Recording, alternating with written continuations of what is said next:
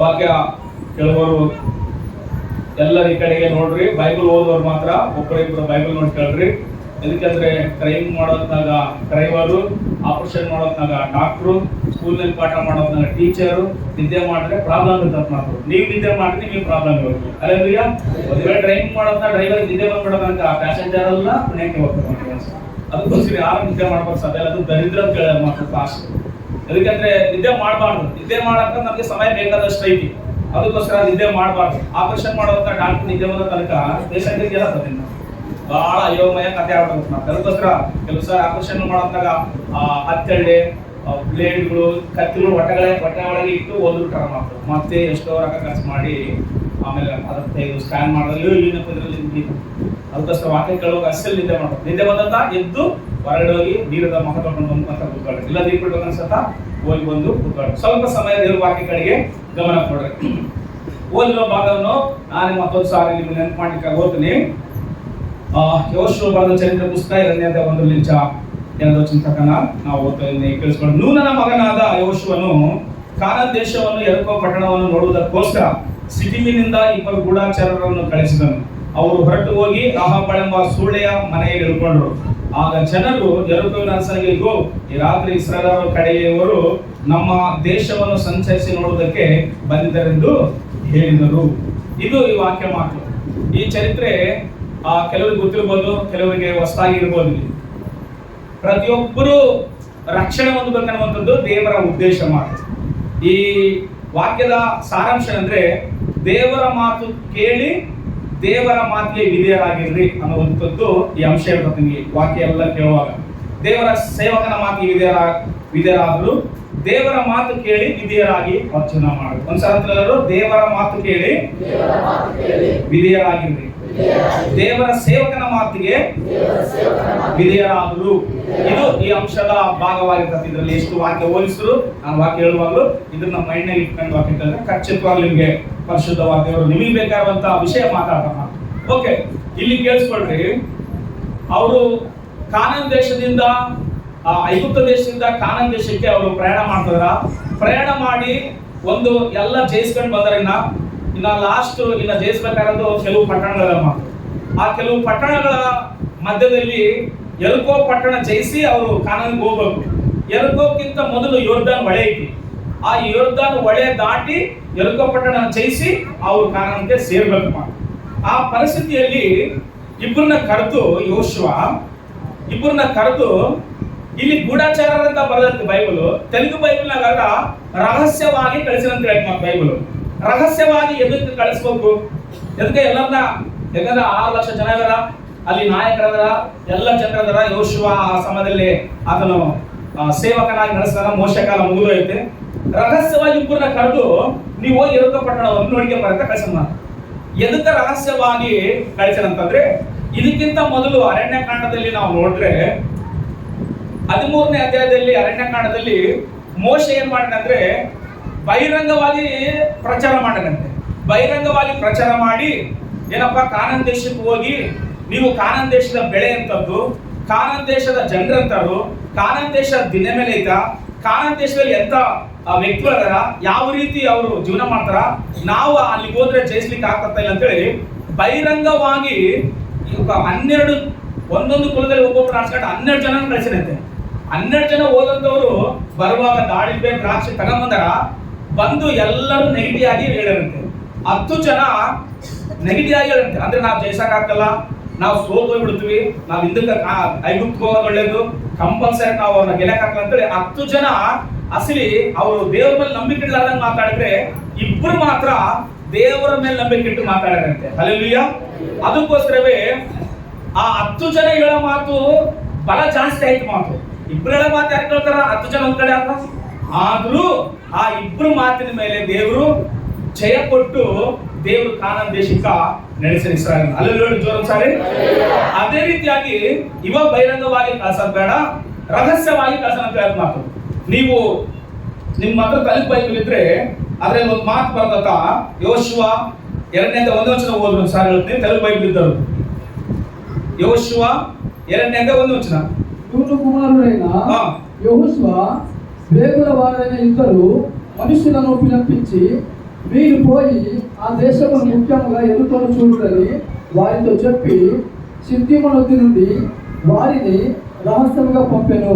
ఎందుకు కలిసినంತೆ హల్లెలూಯಾ ಅಂದ್ರೆ ಅವಾಗ ಬಹಿರಂಗವಾಗಿ ಮೋಶೆ ಕಳಿಸನ ಕಾನಾನ್ ದೇಶ ನೋಡ್ಲಿಕ್ಕಾಗಿ ಇವಾಗ ಎರುಕೋ ಪಟ್ಟಣ ನೋಡಕ್ ಕಳಿಸುವಾಗ ಯೋಶುವ ಏನ್ ಮಾಡ್ತಾನ, ಯಾರಿಗೆ ಗೊತ್ತಿಲ್ಲಾರ್ದಂಗೆ ಇಬ್ಬರನ್ನ ಕರೆದು ಅವ್ರನ್ನ ರಹಸ್ಯವಾಗಿ ಕಳಿಸನ. ಕನ್ನಡದಲ್ಲಿ ಗೂಢಾಚಾರ ಅಂತ ಬರೋದ್ ಮಾತು.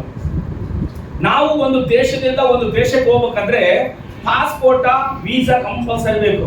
ಪಾಸ್ಪೋರ್ಟ್ ವೀಸಾ ಅಂದ್ರೆ ಹೆಂಗ್ ಬರ್ತದೆ ಅಂದ್ರೆ ಒಂದು ಡಾಕ್ಟರ್ ಸರ್ಟಿಫಿಕೇಟ್ ಬರ್ಬೇಕು, ಒಂದು ಪೊಲೀಸ್ ಕಂಪ್ಲೇಂಟ್ ಲಿಂದ ಒಂದು ಪತ್ರ ಕೊಡ್ಬೇಕು, ಇದ್ರ ಮೇಲೆ ಏನ್ ಕೇಸ್ ಇಲ್ಲ, ಯಾವ ನಕ್ಸಲೈಟ್ ಅಲ್ಲ ಆಯ್ತಾ, ಯಾವ ಉಗ್ರವಾದ ಅಲ್ಲ, ಯಾವ ದೇಶದ್ರೋಹ ಅಲ್ಲ, ಇಂತ ಒಳ್ಳೆ ವ್ಯಕ್ತಿ ದೇಶ ನೋಡಕ್ ಹೋಗ್ತಾರ, ಇಲ್ಲ ದೇಶದಲ್ಲಿ ಏನೋ ತಗೊಂಬರಕ್ ಹೋಗ್ತಾರ, ಏನೋ ಮಾಡಕ್ ಹೋಗ್ತಾರ ಅನ್ನೋದಕ್ಕೆ ಒಂದು ಲೀಸ್ಟ್ ಕೊಡ್ತಾರ ಮಾತು, ನಮಗೆ ಲೈಸೆನ್ಸ್ ಕೊಡ್ತಾರ ಮಾತು, ಅದನ್ನೇ ಪಾಸ್ಪೋರ್ಟ್ ವೀಸಾ ಅಂತಾರ ಮಾತು.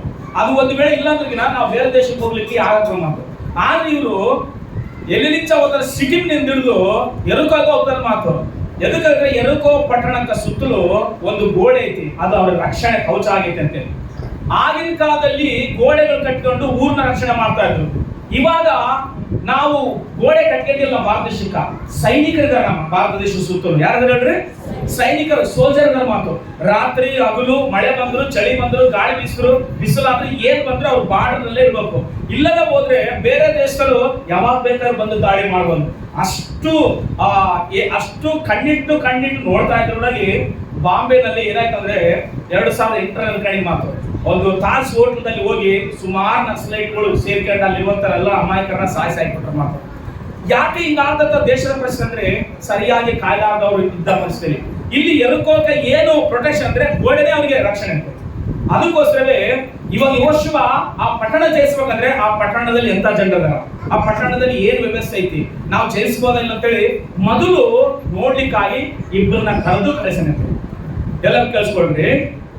ಇಬ್ಬರು ಹೋಗಿ ಅವ್ರು ಎಲ್ಲಿ ಹೋಗಿರಂತೆ, ಸೀದಾ ಎರುಕೋ ಪಟ್ಟಣಕ್ಕೆ ಹೋಗಿ ರಹಬ್ಬಳ ಎಂಬ ಸುಳ್ಳೆ ಮನೆಗೆ ಹೋಗಿರಂತ ಬೈಬಲ್ ಬರೆದ ಮಾತು. ಅವ್ರಿಬ್ರು ಹೋಗಿದ್ದು ಅಲ್ಲಿರುವಂತ ಎರುಕೋ ಜನರಿಗೆ ಗೊತ್ತಾಯ್ತು, ಹೋಗಿ ರಾಜರುಗಳಿರಂತೆ ಯಾರೋ ಇಬ್ರು ಜನರು ಬಂದಾರ ನಮ್ ದೇಶ ನೋಡ್ಲಿಕ್ಕಾಗಿ, ಅದಕ್ಕೋಸ್ಕರ ನೀನ್ ಅವ್ರು ಹಿಡ್ಕೊಂಡು ನೀನ್ ಏನಾರ ಮಾಡ್ಬೇಕಿಲ್ಲದ ಹೋದ್ರೆ ನಮ್ ದೇಶನ ಅವ್ರು ಏನ್ ಬೇಕಾದ್ರೆ ಮಾಡ್ಬೋದು ಅಂತೇಳಿ ಕಂಪ್ಲೇಂಟ್ ಹೋಯ್ತು ಮಾತು. ರಾಜನಿಗೆ ಕಂಪ್ಲೇಂಟ್ ಹೋಗೈತಿ. ಹೋದ್ ಕೂಡಲೇ ಸೈನಿಕರನ್ನ ರಾಘಬ್ಬಳ ಮನೆಗೆ ಕಳಿಸ್ಯಾರ ಮಾತು. ರಾಜ ಏನಮ್ಮ ಏನ್ ಮಾಡ್ತದ ಈ ಒಳಗಂದ್ರು, ಏನಿಲ್ಲಪ್ಪ ಅಡಿಗೆ ಮಾಡ್ತಾರ, ನಿಮ್ ಮನೆಗೆ ಇಬ್ರು ಬಂದಾರಲ್ಲ ಇವತ್ತು, ಅವ್ರನ್ನ ಕರಿ ನಾವು ಮಾತಾಡ್ಬೇಕು, ರಾಜ ಕರಿತಾನಂತ. ಆಯಾಮ ಏನ್ ಪ್ಲಾನ್ ಮಾಡಕ್ ಗೊತ್ತಾ, ಅವ್ರನ್ನ ಕರ್ಕೊಂಡು ಇಬ್ಬರನ್ನ ಪುಂಡಿಯ ಒಂದು ಗಿಡದ ಆ ಒಂದು ಹೊರೆ ಇದ್ರೆ ಅದರಲ್ಲಿ ಬಚ್ಚಿಟ್ಟು ಬಂದು ಹೇಳ್ತಾರಂತೆ. ಬಂದಿದ್ದು ನಿಜ, ಆದ್ರೆ ಅವರು ಯಾವ್ರವ್ರೋ ಗೊತ್ತಿಲ್ಲ, ಯಾಕೆ ಬಂದ್ರೋ ಗೊತ್ತಿಲ್ಲ, ಬಂದಿದ್ದು ನಿಜ, ಆದ್ರೆ ಅವ್ರು ಅವಾಗೇ ಹೋಗ್ಬಿಟ್ರಂತ ಆಮೇಲೆ ಹೇಳಿ ಕಳಿಸೋ ಮಾತು. ಹಲ್ಲೆಲೂಯಾ. ಹೇಳಿ ಕಳಿಸಿದ್ರೊಳಗೆ ಇವ ನಿಮಗೆ ಸಿಗ್ಬೇಕಂದ್ರೆ ನೀವು ಅವ್ರನ್ನ ಬೇಗ ಬೆನ್ನತ್ರಿ, ಒಂದ್ ವೇಳೆ ನಿಮ್ಗೆ ಸಿಗ್ಬೋದು ಅಂತ ಹೇಳ್ತಾರ ಮಾತು. ಹೇಳಿದ ಕೂಡಲೇ ಅವರು ಅವ್ರನ್ನ ಹುಡ್ಕಕ್ ಹೋಗ್ತಾರ. ಹೋಗುವ ಸಮಯದಲ್ಲಿ ಬಾಗಿಲು ಮುಚ್ಚಿಬಿಡ್ತಾರ ಮಾತು. ಇನ್ನು ಅವ್ರು ಹುಡುಕಕ್ ಹೋಗ್ಯಾರ, ಹಂಗೆ ಹೋಗ್ತಾರ. ಇವ್ರ ಹತ್ರ ಮೇಲೆ ಬಂದು ಅಮ್ಮ ಮಾತಾಡ್ತಾರ, ನೋಡಪ್ಪ ನೀವು ಎಲ್ಲಾ ದೇಶಗಳನ್ನ ಜಯಿಸ್ಕೊಂಡು ಬಂದಿದ್ರಿ, ನಮಗೆ ಗೊತ್ತಾಯ್ತು, ನಿಮ್ ದೇವ್ರೇ ದೊಡ್ಡ ದೇವ್ರ ಅಂತ ಗೊತ್ತಾಯ್ತು, ನಿಮ್ ದೇವ್ರೇ ಪರಲೋಕದಲ್ಲಿ ಭೂಲೋಕದಲ್ಲಿ ದೇವ್ರ ಅಂತ ಕೂಡ ಗೊತ್ತಾಯ್ತು. ಅದಕ್ಕೋಸ್ಕರ ನೀವು ನಮ್ಮ ಊರ್ನ ನೋಡ್ಲಿಕ್ಕೆ ಬಂದ್ರಿ. ನಾನು ಹೆಂಗ ನಿಮಗೆ ಸಹಾಯ ಮಾಡಿ ನಿಮ್ಮ ಪ್ರಾಣಕ್ಕೆ ನನ್ನ ಪ್ರಾಣ ಅಡ್ಡ ಇಟ್ಟು ನಿಮ್ಮನ್ನು ಕಾಪಾಡಿನೋ, ನೀವು ಈ ಊರಿನಿಗೆ ಬಂದಾಗ, ಈ ಊರ್ ಮೇಲೆ ದಾಳಿ ಮಾಡಕ್ ಬಂದಾಗ ನನ್ನ ಮನೆಯವರನ್ನ, ನನ್ನನ್ನು ನೀವೇನ್ ಮಾಡ್ಬೇಕು, ರಕ್ಷಿಸ್ಬೇಕಂತೇಳಿ ಅವ್ರ ಹತ್ರ ಮಾತು ತಾಂತ ಮಾತು. ಅವ್ರ ಹತ್ರ ಏನ್ ತಾಂತ ಭಾಷೆ ತಾಂತ ಮಾತು. ಸರಮ್ಮ ನೀನು ಹೇಳಿದಂಗೆ ನಾವು ನಿನಗೆ ದಯ ತೋರಿಸ್ತೀವಿ, ನಾವು ಕೂಡ ನಿನಗೆ ಉಪಕಾರ ಮಾಡ್ತೀವಿ. ಆದ್ರೆ ನೀನು ಒಂದ್ ಕೆಲಸ ಮಾಡ್ಬೇಕಮ್ಮ, ಏನ್ ಗೊತ್ತಾ, ನಾವು ಈ ಸುವಾರ್ತೆ ಅಂದ್ರೆ ಈ ಮಾತು ನಾನು ನಿಮ್ಗೆ ಹೇಳಿ ಹೋಗ್ತೀವಿ, ಆದ್ರೆ ನಾವು ಈ ದೇಶದ ಮೇಲೆ ದಾಳಿ ಮಾಡಕ್ ಬಂದಾಗ ನಾವು ಯಾವ ಕಿಟಿಯಲ್ಲಿ ಚಾಲ ನಮ್ಮನ್ನು ಇಳಿಸಿ ಕಳಿಸೋದಿಗೋ ಆ ಕಿಟ್ಟಿಗೆ ನೀನು ಏನ್ ಕಟ್ಬೇಕು, ಕೆಂಪು ದಾರ ಕಟ್ಟಬೇಕಮ್ಮ. ಕೆಂಪು ದಾರ ಕಟ್ಟಿದ್ರೆ ಒಂದು ವೇಳೆ ನಮ್ಮ ಜನರು ಯಾರು ಬಂದ್ರೊಳಗೆ ನಿನ್ನ ಮನೆನಾಗ್ಲಿ ನಿನ್ನ ಮನೆಯಲ್ಲಿರುವವ್ರನ್ನಾಗ್ಲಿ ಯಾರನ್ನೇನ್ ಮಾಡಂಗಿಲ್ಲ, ಮುಟ್ಟಂಗಿಲ್ಲಮ್ಮ. ಮುಟ್ಟಿದ್ರೆ ಅಪರಾಧ ನಮ್ಮ ಮೇಲಿಲ್ಲ ಅಂತೇಳಿ ಆಯಮ್ಮನ ಹತ್ರ ಹೊರಗೆ ಭಾಷೆ ತಗೊಂಡಮ್ಮ. ಹಲ್ಲೆಲೂಯಾ. ಸಾರಿ, ಇದು ಈ ಮ್ಯಾಟರ್ ನಡೆದಿರುವಂತ ಈ ಚರಿತ್ರೆ ಮಾತು ಯೆಹೋಶುವ ಪುಸ್ತಕದಲ್ಲಿ. ಇದರಲ್ಲಿ ನಾವೇನ್ ತಗೋಬೇಕಂತಂದ್ರೆ ನೋಡ್ರಿ, ಅವ್ರ ಮನೆನ ಕಾಪಾಡ್ಲಿಕ್ಕೆ ಅವ್ರ ಮನೆಯಲ್ಲಿರುವಂತವ್ರು ತಂದೆ ತಾಯಿಗಳು, ಸಂಬಂಧಿಕರು, ಅಕ್ಕ ತಂಗಿಯರು, ಅಣ್ಣ ತಮ್ಮಂದ್ರು, ಯಾರಿಗೆ, ರಹಬ್ಬಳಿಗೆ, ಅವರೆಲ್ಲರೂ ಕಾಪಾಡ್ಬೇಕಂದ್ರು ಮೊದಲನೇದು ಅವರ ಮನೆಯಲ್ಲಿರ್ಬೇಕು. ಎರಡನೇದು ಆ ಕಿಟ್ಟಿಗೆ ಏನ್ ಕಟ್ಬೇಕು, ಕೆಂಪು ದಾರ ಕಟ್ಬೇಕು. ಅವಾಗ ಅವರೆಲ್ಲರೂ ಸೇವ್ ಆಗ್ತಾರ, ಮಾತು ಸೇಫ್ ಆಗಿರ್ತಾರ. ಒಂದು ವೇಳೆ ಹೇಳಿದ ಮಾತಾಯಮ್ಮ ಕೇಳಿಲ್ಲ ಅನ್ಕ, ಒಂದು ವೇಳೆ ಅವ್ರ ಸಂಬಂಧಿಕರ ಒಳಗಡೆ ಕರ್ಕೊಂಬಂದಾಯಮ್ಮ ಅವತ್ತು ಇರಿಸ್ಕೊಳ್ಳಿಲ್ಲ ಅನ್ಕ, ಏನಾತರ ಎಲ್ಲರೂ ನಾಶವಾಗಿ ಹೋಗ್ತಾರೆ. ಯಾವ ರೀತಿ ಎರುಕೋ ಪಟ್ಟಣದಲ್ಲಿರುವಂತ ರಹಬ್ಬಳು ತನ್ನ ಕುಟುಂಬವನ್ನು ಕಾಪಾಡಿಕೊಂಡ್ಲು, ಅದೇ ರೀತಿ ಆ ಕೆಂಪು ದಾರನೇ ಆಯಮ್ಮನ ಮನೆ ರಕ್ಷಣೆ ಮಾಡಿತಂದ್ರೆ ಇವತ್ತು ಬೈಬಲ್ ಹೇಳ್ತದೆ, ಯೇಸುವಿನ ರಕ್ತವು ಪ್ರತಿ ಪಾಪಗಳನ್ನು, ಪ್ರತಿ ಮನುಷ್ಯರನ್ನು, ಪ್ರತಿ ಜನರ ಜಾತಿಯನ್ನು ಏನ್ ಮಾಡಕ್ಕೆ ರಕ್ಷಣೆ ಮಾಡಕ್ ಮಾತ್ರ. ಹಲ್ಲೆಲೂಯಾ. ಅವತ್ತು ಕೆಂಪು ದಾರ ಅವರ ತಂದೆ ತಾಯಿನ, ಮಕ್ಕಳನ್ನ, ಅವ್ರ ಬಂಧು ಬಳದವ್ರನ್ನ ಎಲ್ಲರನ್ನ ಕಾಪಾಡಕ್ ಮಾತ್ರ. ನಾನು ಬಹಳ ಜನ ಕೆಲವ್ರನ್ನ ನೋಡ್ತಿರ್ತೀನಿ, ಯಾಕೆ ಬಲಗಾಲ ಹಿಡಿದ ಕರೆದಾರ ಕಟ್ಟಿ ಹತ್ರ ಗೊತ್ತಿಲ್ಲ, ಯಾಕೆ ಬಲಗಾಲಿಗೆ ಕರೆದಾರ ಕೊಡೋದ ಹತ್ರ ಗೊತ್ತಿಲ್ಲ. ಅದು ಒಂದು ಶನಿ ಮಾತು ಅಂತ ಹೇಳ್ತಾರೆ ಮಾತು. ಮತ್ತೆ ಕ್ರೈಸ್ತರಾಗಿ ನಾವು ಕಾಲಿಗೆ ನಮ್ಮ ಹುಡುಗರಿಗೆ, ಒಂದು ವೇಳೆ ಹೆಣ್ಮಕ್ಳಿಗೆ, ಕೆಲವರು ಗಂಡು ಮಕ್ಕಳಿಗೆ ಕೂಡ ಕಾಲಿಗೆ ಕರೆದಾರ ಕಟ್ಟಂತಾರೆ ಮಾತು. ಕರೆದಾರದಲ್ಲಿ ಏನಿಲ್ಲ, ಕೆಂಪು ದಾರದಲ್ಲಿ ಇಲ್ಲ, ಯೇಸು ರಕ್ತದಲ್ಲೇ ಇರ್ತದೆ. ಒಂದು ವೇಳೆ ಕಟ್ಕೊಂಡಿಯಾ, ಕರೆದಾರ ಕಟ್ಕೊಂಡಿಯಾ, ಹೇಳ ನಾನು ನಿನಗೆ ಶನಿ ಸುದ್ದಿ ಅಂತ ಅರ್ಥ. ಹಲೋ, ನಿನಗೆ ಏನು ಸುದ್ದಿ ಅಂತ ಅರ್ಥ? ಶನಿ ಸುದ್ದಿ ಅಂತ. ಹೆಂಗ್ ಹೇಳ? ಕಾಗೆ ಯಾಕೆ ಕಲರ್ತಮ್ಮ? ಕರಗಿರ್ತದ ಮಾತು. ಕಾಗೆ ಏನಂತ ಬರ್ತದೆ ನಿಮ್ಗೆ? ಶನಿ ಮಹಾತ್ಮ ಅಂತ ಮಾತು. ಕರೆದಾರ ಕಟ್ಕೊಂಡ್ರಿಗೆಲ್ಲ ಗುಡ್ ನ್ಯೂಸ್. ಶನಿ ಅಂಕಣಪ್ಪ 2025 ಕಟ್ಕೊಂಡ್ರಿ ನಿಮ್ಗೆ. ಹಲ್ಲೆಲೂಯಾ.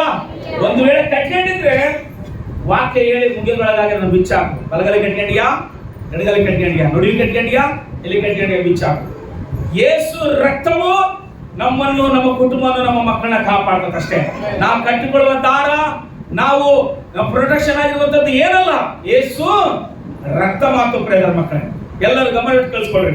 ಅವತ್ತು ಯೇಸು ರಕ್ತವು ಇಸ್ರಾಯೇಲ್ ಜನರನ್ನು ರಕ್ಷಣೆ ಮಾಡಿತು.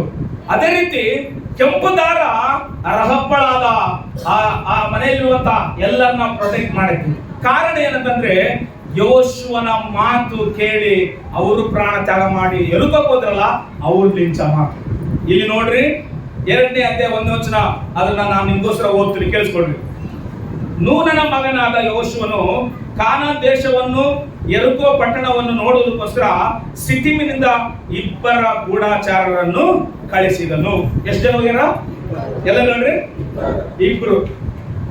ಇವ್ರಿಬ್ಬರಿಗೆ ಹೋಗಕ ಕಾರ್ ಕೊಟ್ಟಿಲ್ಲ, ಇವ್ರಿಬ್ರಿಗೆ ಹೋಗಕ ಬಸ್ ಪ್ರಯಾಣ ಇಲ್ಲ, ಇವ್ರಿಬ್ರು ಹೋಗಕ ಕುದುರೆ ಕೊಟ್ಟಿಲ್ಲ, ಇವ್ರಿಬ್ರು ಹೋಗಕ ಸವಾರಿ ಮಾಡಕ್ ಅವ್ರ ಹತ್ರ ಏನಿಲ್ಲ, ಬೈಕ್ ಇಲ್ಲ, ಸೈಕಲ್ ಇಲ್ಲ, ಏನಿಲ್ಲ. ಸರಿ, ಇವರು ಇಬ್ರು ಯೋಶುವನ ಮಾತಿಗೆ ವಿಧೇಯರಾಗಿ ಹೋಗ್ಬೇಕಂದ್ರೆ ನದಿ ದಾಟಬೇಕು. ಅಲೋ, ಏನ್ ದಾಟ್ಬೇಕು ಇವರು? ನದಿ ದಾಟ್ಬೇಕು. ಯಾವ ನದಿ ಹೇಳ್ರಿ ನೋಡೋಣ? ಯಾವ ನದಿ? ಅಂದ್ರಲ್ಲ ನದಿ ದಾಟ್ಬೇಕು, ಯೋರ್ದನ್ ನದಿ. ಇವರಿಬ್ರು ನದಿ ದಾಟಿದ ಮೇಲೆ ಗುಡ್ಡ ಹತ್ತಬೇಕು, ಗುಡ್ಡ ಇಳಿಬೇಕು. ಒಂದು ವೇಳೆ ಇವ್ರು ಹೋಗೋದು ಯೆರಿಕೋ ರಾಜನಿಗೆ ಗೊತ್ತಾದ್ರೆ, ಯೆರಿಕೋ ಸೈನಿಕರಿಗೆ ಗೊತ್ತಾದ್ರೆ ಇವ್ರು ತಲೆನೇ ತೆಗಿತಾರ. ಹಲ್ಲೆಲೂಯಾ. ಹೋಗ್ಬೇಕು, ಹೋಗಿದ್ದು ವಿಚಾರ ತಿಳ್ಕೋಬೇಕು, ತಿಳ್ಕೊಂಡ ವಿಚಾರ ಯೋಶುವನಿಗೆ ಬಂದು ಹೇಳ್ಬೇಕು, ಆವಾಗ ಇವ್ರು ಹೋಗಿ ಅದನ್ನ ಜಯಿಸ ಮಾತು. ಇಲ್ಲಿ ನೋಡ್ರಿ, ಇವರಿಬ್ರು ಎಷ್ಟು ರಿಸ್ಕ್ ತಗೊಂಡ್ರಂದ್ರೆ ಇದರಲ್ಲಿ ಹೆಸರು ಮಾತ್ರ ಬರ್ದಿಲ್ಲ ಅವ್ರು. ಐತೆ ನಿಮ್ ಬೈಬಲ್ ಹೆಸರು ಐತಲ್ಲ ಹೆಸರು, ಆದ್ರೆ ಚರಿತ್ರೆ ಹೇಳ್ತತೆ ಇಬ್ರು ಪಾಸಿಟಿವ್ ಮಾತಾಡಿದ್ರು. ಯಾವಾಗ ಮೋಶೆ ಕಳಿಸಿದಾಗ ಯಾರು ಹೇಳೋರು? ಕಾಲೇಬ, ಯೋಶುವ. ಅರಣ್ಯಕಾಂಡ 13ನೇ ಅಧ್ಯಾಯದಲ್ಲಿ ಇಬ್ರು ಪಾಸಿಟಿವ್ ಮಾತಾಡರ, 10 ಜನ ನೆಗೆಟಿವ್ ಮಾತಾಡರಂತೆ. ಅಂದ್ರೆ 10 ಜನ ದೇವ್ರ ಮೇಲೆ ನಂಬಿಕೆ ಇಲ್ದಾಗ ಮಾತಾಡರ, ಇಬ್ರು ಮಾತ್ರ ದೇವ್ರ ಮೇಲೆ ನಂಬಿಕೆ ಇಟ್ಟು ಮಾತಾಡರ. ಯೋಶುವ ಕಳಿಸುವಾಗ ಒಂದು ವೇಳೆ ಕಾಲೇಬ ಹೋಗಿರ್ಬೋದು, ಇನ್ನೊಬ್ರು ಯಾರು ಹೋಗಿರ್ಬೋದು ಅಂದ್ರೆ ಚರಿತ್ರೆಗಾರರು ಹೇಳ್ತಾರೆ ಆರೋನನ ವಂಶಸ್ಥರಲ್ಲಿ ಫೀನೆಹಾಸನ ಕಡೆ ಸಂಬಂಧಿಕರು ಒಬ್ರು ಹೋಗ್ಯಾರ ಅಂತ ಹೇಳ್ತಾರೆ ಮಾತು. ಇಲ್ಲಿ ಹೆಸರು ಬರ್ದಿಲ್ಲ, ನಾನು ಹೇಳ್ತದೇನೆ ಮಾತು ಅಷ್ಟೇ. ಈ ಇಬ್ರು ಏನ್ ಮಾಡಿದ್ರೆ ತಮ್ಮ ಪ್ರಾಣವನ್ನು ತ್ಯಾಗ ಮಾಡಿರ ಮೊದಲನೇದಾಗಿ. ಹಲ್ಲೆಲೂಯಾ. ಎದಕ್ಕಂದ್ರೆ ಹೋದ್ರೆ ಅವ್ರಿಗೆ ಯಾರು ಸನ್ಮಾನ ಮಾಡಕ್ಕಲ್ಲ, ಹೋಗ್ಲಿಕ್ಕೆ ಏನು ವ್ಯವಸ್ಥೆ ಇಲ್ಲ, ಅವರಿಗೆ ಏನು ವ್ಯವಸ್ಥೆ ಇದ್ರೊಳಗೆ ಸೇವಕನ ಮಾತಿಗೆ ವಿಧೇಯರಾಗಿ ನಮ್ಮ ಪ್ರಾಣ ಹೋದ್ರೂ ಚಿಂತಿಲ್ಲ, ನಮ್ಮ ಜನರಾದ್ರೂ ಬೇಯಿಸ್ಕೋಬೇಕಂತೇಳಿ ಯೆರಿಕೋ ಪಟ್ಟಣಕ್ಕೆ ಹೋಗ್ಯಾರ ಮಾತು. ಪ್ರಿಯ ದೇವರ ಮಕ್ಕಳೇ, ಏನಾದ್ರೂ ಒಂದು ಮಾತು ನಿಮಗೆ ದೇವರು ಹೇಳುವಾಗ, ಸೇವಕ ಹೇಳುವಾಗ, ನೀವು ಸಹ ಹೇಳಿದ್ದನ್ನು ವಿಧಿಯತ್ತ ತೋರಿಸಿ ನೀವು ಹೋಗುವಾಗ ನೀವು ಸೇಫ್ ಆಗಿರ್ತೀರಿ. ನೀವು ಹೋಗುವ ದಾರಿ ದೇವರು ಸಿದ್ಧತೆ ಮಾಡ್ತಾರ, ಆ ಕುಟುಂಬದ ನಿಮ್ಮುಖದ ರಕ್ಷಣೆ ಮಾಡ್ತಾರ. ಹಲ್ಲೆಲೂಯಾ. ನೀವು ಹೇಳಿದ ಮಾತು ಕೇಳಲಾರ್ದಂಗ ಹೋಗ್ಲಾರ್ದಂಗ ಇದ್ರೆ ಅವತ್ತು ರಹಬ್ಬಳ ಮನೆ ರಕ್ಷಿಸಲ್ಪಡ್ತಾ ಇರಲಿಲ್ಲ, ಒಂದು ವೇಳೆ ರಾಹಬಳ ತಂದೆ ತಾಯಿಗಳು ರಕ್ಷಿಸಲ್ಪಡ್ತಾ ಇರಲಿಲ್ಲ, ಎಲ್ಲರೂ ಏನಾಗಿದ್ರು ಆ ಒಂದು ಯೆರಿಕೋ ಪಟ್ಟಣಕ್ಕೆ ದಾಳಿ ಮಾಡಿದಾಗ ಅವರಾಗಿ ನಾಶವಾಗಿ ಹೋಗ್ತಿದ್ರು. ಆ ಇಬ್ಬರನ್ನ ತ್ಯಾಗ, ಅವರಿಬ್ಬರ ಹೆಸರು ಬರ್ದಿಲ್ಲ ಬೈಬಲ್ ನಲ್ಲಿ, ಆದ್ರೆ ಅವರಿಬ್ರು ಏನ್ ಮಾಡಿದ್ರು? ತ್ಯಾಗ ಮಾಡಿದ್ರು. ಏನ್ ತ್ಯಾಗ ಮಾಡಿದ್ರು? ತಮ್ಮ ಜೀವಿತವನ್ನು ತ್ಯಾಗ ಮಾಡಿದ್ರು. ನಾವ್ ಇಂತಿನಿ ಬರ್ತೋ ಇಲ್ಲೋ ಗೊತ್ತಿಲ್ಲ, ನಮ್ನ ಯಾರು ಹಿಡ್ಕೊಂತಾರೋ ಗೊತ್ತಿಲ್ಲ, ನಮ್ನ ಹಿಡ್ಕೊಂಡು ಸೆರೆಮನೆಗೆ ಹಾಕ್ತಾರೋ ಗೊತ್ತಿಲ್ಲ. ಒಂದು ವೇಳೆ ಆ ರೀತಿಯಾಗಿ ಒಂದು ದೇಶದಿಂದ ಇನ್ನೊಂದು ದೇಶಕ್ಕೆ ಉಗ್ರವಾದಿಗಳು ಸಿಕ್ಕಾರಂದ್ರೆ ಜೀವಾವಧಿ ಶಿಕ್ಷೆ ಆಗ್ಬಿಡ್ತಾರೆ. ಅವರು ಇಡೀ ಜೀವನವೆಲ್ಲ ಎಲ್ಲಿರ್ಬೇಕು? ಅವರು ಜೈಲಲ್ಲೇ ಇರ್ಬೇಕು. ಅಸಲಿ ಊಟ ಬಟ್ಟೆ ಅಲ್ಲೇ ಕೊಡ್ತಾರೆ, ಅಲ್ಲೇ ಇಟ್ಬಿಡ್ತಾರೆ, ಅವ್ರನ್ನ ಅಸಲಿ ಬಿಡಂಗಿಲ್ಲ ಮಾತು.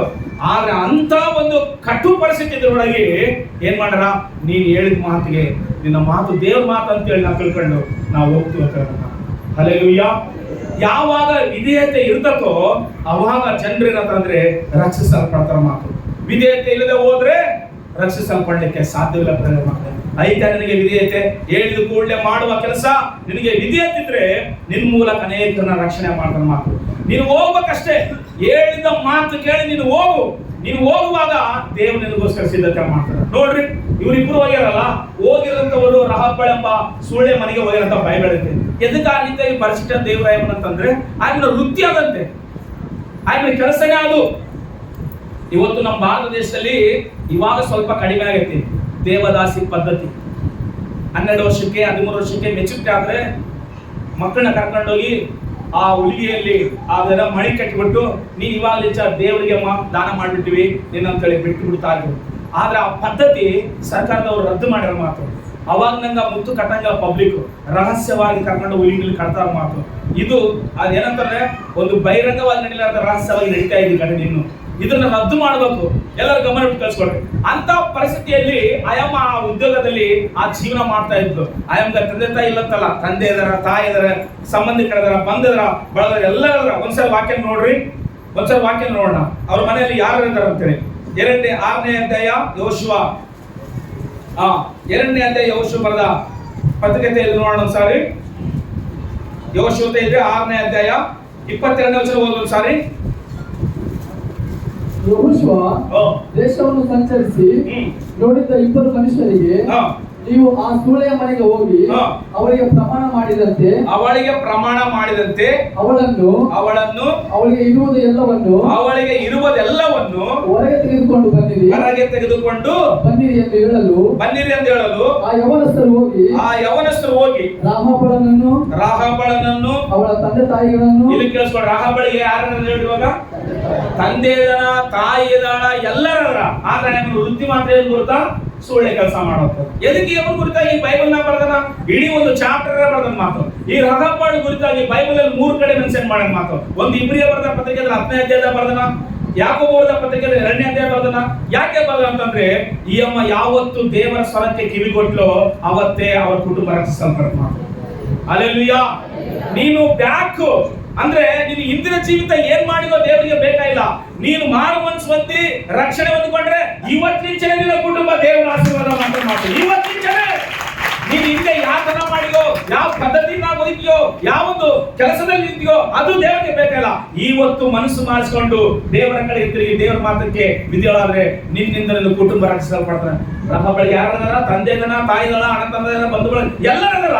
ಆದ್ರೆ ವೃತ್ತಿ ಮಾತ್ರ ಸುಳ್ಳೆ ಕೆಲಸ ಅಂತ ಬೈಬಲ್ ಬರೋದು ಮಾತು.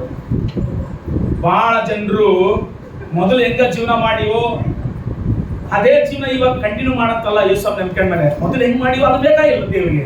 ಇವಾಗ ನಾವು ನಂಬಿಕೊಂಡ್ವ ದೇವನ, ಇವಾಗ ಅದನ್ನು ದೂರ ಮಾಡಿಕೊಂಡು ದೇವರ ಮಾತು ಕಿವಿಗೊಟ್ರೆ ಅವತ್ತು ರಾಹಾಬಳ ಎಂಬುವ ಸುಳ್ಳೆ ಮನೆಯನ್ನು, ತಂದೆ ತಾಯಿಗಳನ್ನ, ಸಂಬಂಧಿಕರನ್ನ ರಕ್ಷಿಸಿದ ಹಾಗೆ, ಆ ಕೆಂಪು ದಾರ ರಕ್ಷಿಸಿದ ಹಾಗೆ ಇವತ್ತು ನೀನು ಯೇಸು ಸ್ವಾಮಿ ನಂಬಿಕೊಂಡ್ರೆ ನಿನ್ನ ಮಕ್ಕಳು, ನಿನ್ನ ಮೊಮ್ಮಕ್ಕಳು, ನಿನ್ನ ಸಂಬಂಧಿಕರೆಲ್ಲರೂ ರಕ್ಷಿಸಲ್ಪಡ್ತಾರೆ. ಅಲ್ಲಿ ಜೋರ ಸಾರಿ.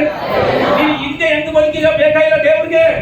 ಬಹಳ ಜನ ದೇವ್ರ ನಂಬಿಕೆ ಅಂತಾರೆ ಗೊತ್ತಾ? ಈ ಮುಂದೆ ನಾಟಕ ನೋಡಿಲ್ಲ, ಇದರಿಂದ ನಾಟಕ ನೋಡಿಲ್ಲ, ಈ ಹುಡುಗಿದ ನಾಟಕ ನೋಡಿಲ್ಲ, ಅದು ಬೇಡ ನಾಟಕ. ಇವಾಗ ಹೆಂಗ ಬದುಕ್ತಾರೆ ಅದು ಬೇಕು. ಇವಾಗ ದೇವ್ರ ನಂಬಿಕೆ ಅದೇ ಬೇಕಂದ್ರೆ ನೀನು ಉಪಯೋಗ ಇಲ್ಲದ ಉಪ್ಪಿನ ಕಂಬ ಹಾಕಿ ದಿವಸ ಯಾರಿಗೆ ಉಪಯೋಗ ಬರಕಲ್ಲ. ಮನಸ್ಸು ಮಾನಸಿಗೆ ಅಷ್ಟೇ. ಇಬ್ಬರು ಮಾತು ಹೋಗಿ ರಾಹಾಬಳ ಮನೆಗೆ ಇಳ್ಕೊಂಡಾಗ ಅವ್ರನ್ನ ಏನ್ ಮಾಡಿದ್ರು ಗೊತ್ತಾ? ಆಯಮ್ಮ ಬಚ್ಚಿಟ್ಟು ಕಾಪಾಡಿದಕ್ಕಾಗಿ ಅವ್ರು ಏನ್ ಮಾಡ್ತಾರೆ? ವಾಗ್ದಾನ ಮಾಡ್ತಾರೆ.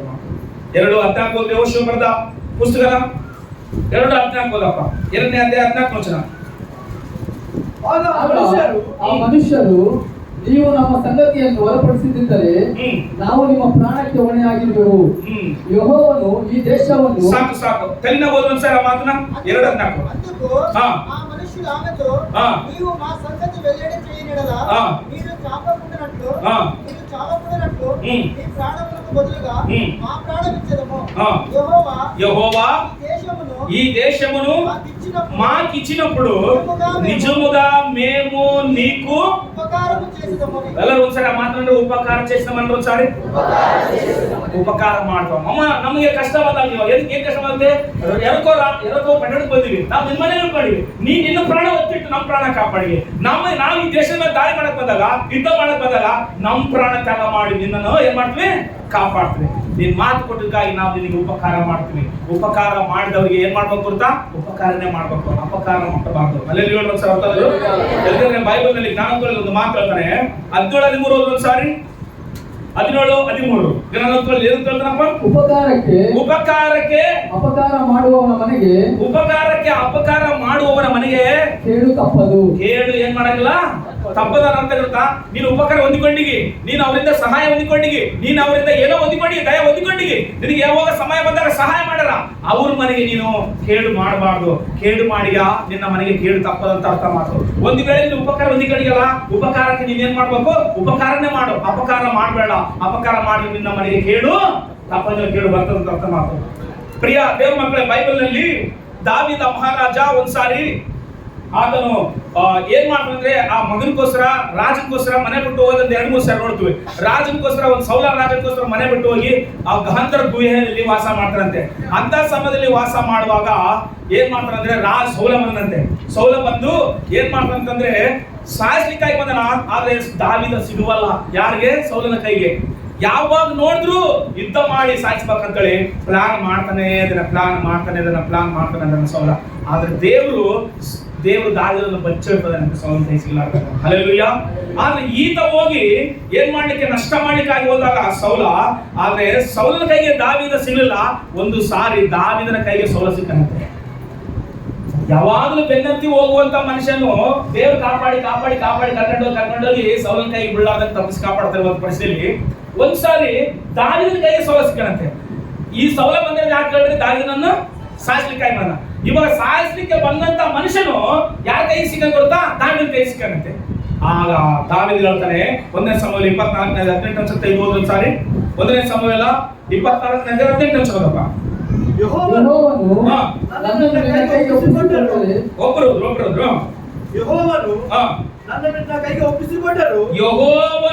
ನಿನ್ನನ್ನು ನನ್ನ ಕೈಗೆ ಒಪ್ಪಿಸಿಕೊಟ್ರು. ನೀನು ನನ್ನನ್ನು ಕೊಲ್ಲಲಿಲ್ಲ. ನೀನು ನನ್ನನ್ನು ಏನ್ ಮಾಡಲಿಲ್ಲ? ಕೊಲ್ಲಲಿಲ್ಲ. ಇದರಿಂದ ನೀನು ನನಗೆ ಹಿತವನ್ನು ಮಾಡುವಂತೆಂಬುದು. ನೀನು ನನಗೆ ಏನ್ ಮಾಡಿ?